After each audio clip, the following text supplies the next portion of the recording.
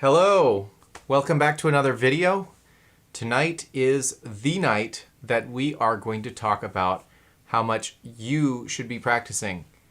And this is not a simple answer, so that's why there's a whole video to this. Otherwise, I would just make a Facebook status. You should be practicing 2 hours and 34 minutes a day. Since that's not the case for everyone, I kind of want to talk about what goes into practicing and learning to set some goals and figure out what it is you're trying to go after. I think the main thing here is that, do you want to be a professional? Do you want to be the best? Then you should be practicing a lot more than you probably are. And I know that a lot of people talk about how you don't have to practice a lot. You can practice an hour or two a day. But I think there is a time, and this is the main point that I wanted to get out today. I think there is a time in every great musician's life where they spend all day, every day practicing. I did that 2 summers in a row for about a month or a month and a half at a time, and I practiced between 8 and 12 hours a day. And it might seem like overkill. It sounds like a lot, but I can't tell you how much I grew in that time. It was a night and day difference after each summer. This was during college, and I would go back to school and I would feel leagues beyond where I was before. My playing just skyrocketed. And what's funny about practicing that much every day is you don't even notice yourself getting better until you listen back to recordings before that time period. You are so in tune with what you're doing every moment of every day. And I'm talking about getting up in the morning, eating a quick breakfast, heading into the practice room. Now, I had a rehearsal space that I went to because my parents were at the end of their rope with all the practicing I was doing at home. So I went away to a rehearsal space, and it was a lockout space. I brought my laptop, I brought a desk and a chair and a bunch of water, and I would pack food for the day, and I had lots of coffee too.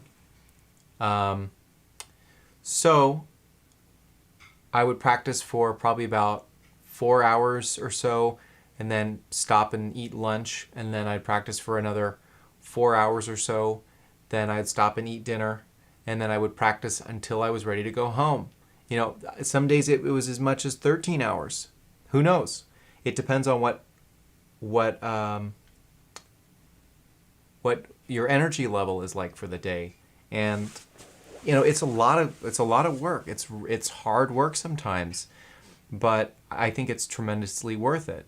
And this might sound crazy to you, the idea of practicing 8 to 12 hours a day, even for any period of time. It might sound absolutely crazy because you don't hear anybody talking about it. That's something that only Coltrane did. But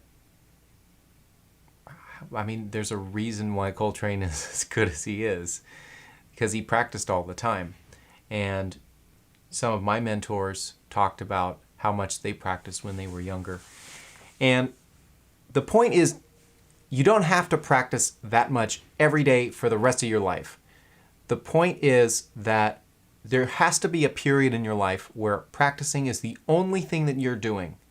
Hi, Morgan. I see you're here. Thanks for joining us.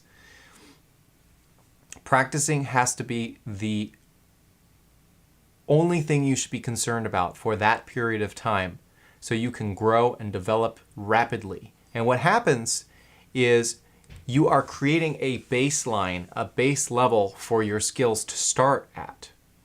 So let's say you're here before you put in your extensive shedding time.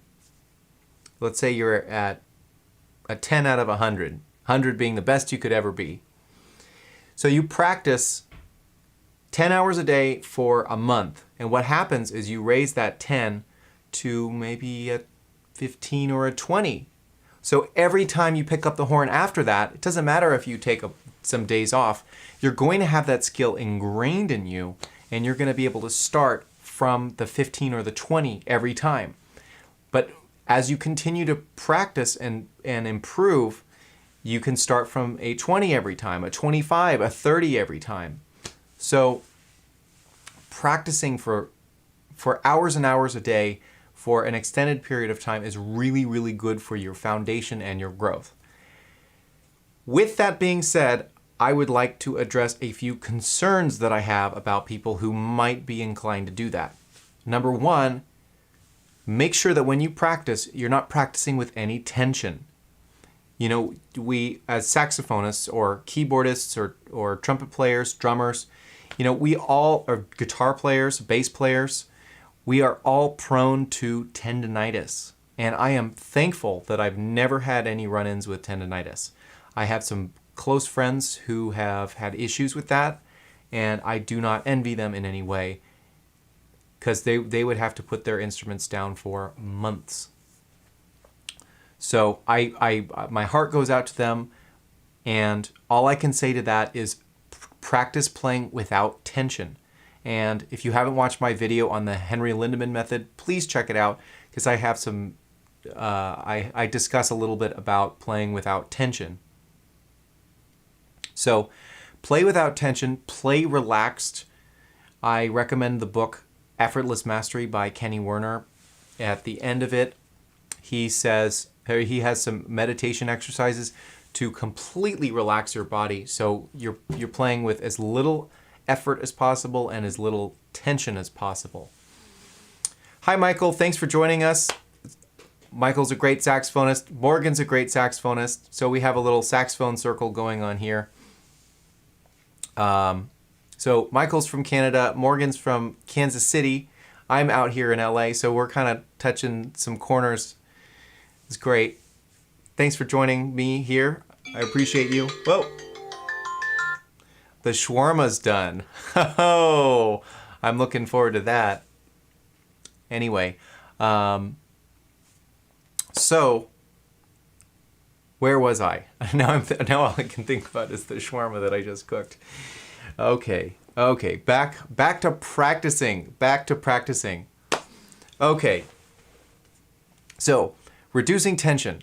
When it comes to your long practice hours, it really doesn't matter what you're practicing at all. It doesn't really matter. But here's some advice for you. Before you start your extensive practice time, I recommend writing a list of everything you would like to learn about your instrument, about harmony, any licks you want to do. I made a big long list. It filled up a whole, college rule notebook. Or not a whole, it's just a whole page. I didn't have that many ideas to fill a whole notebook, but it would be things like work on triplet subdivision, work on a wider palette of rhythms, incorporate more flat fives onto my dominant chords, practice playing Cherokee up to 360 BPM comfortably, learn such and such Coltrane solo, learn such and such Charlie Parker solo, learn 10 tunes a week. Think about it. You have 10 hours a day. If you dedicated an hour to each thing on your list, you learn a tune a day, spend an hour, so it's 7 tunes a week, and you learn a new lick every day, a new transcription a week. Think about all you can accomplish with that time. You spend an hour warming up, then you spend an hour on long tones, and then you spend an hour on technique. 10 hours, just 10 hours. You can do so much in just that short period of time. So really think about what you're doing and don't waste that time. It's not time where you're just blowing air through the instrument and you're just kind of sitting and doing it. It's hard work. It's really, really hard work. But if you're choosing to do it, be there, because you're going to appreciate every moment you spent practicing at that time of your life. And you may have other times during your life where you're going to practice like this. And apply the same thing to it. You may not ever have the energy or the focus to do that again, but I highly encourage you that you do it at some point in your life when you have the drive and the time to do it. Now, don't get me wrong, there are plenty of amazing players who only practice between an hour or 3 a day. And I honestly don't practice all that much anymore.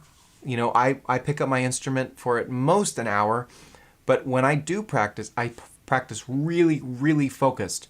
And I am chipping away at the little details that I really, really want to improve on. So I feel like the extensive practicing, while it might be good for me, my journey as a musician is not about getting better at the notes. It's about developing a stronger connection with myself, between myself and the instrument, and learning how to express, learning how to exist in this space of creativity and effortless expression. That's more what I'm focusing on. The nuance, the journey, the phrasing, the stuff that really sets a great player from a... I know that you know what I'm trying to say, but I'm having a hard time saying it. The thing that makes a pro stand out from a great player, a master stand out from a great player. So always chipping away on those things. And okay, how much should you be practicing?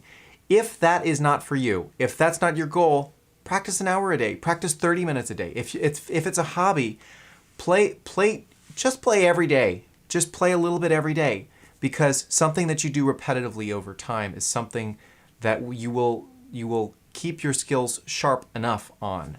You know, even if it's just maintenance, you will not lose any skills.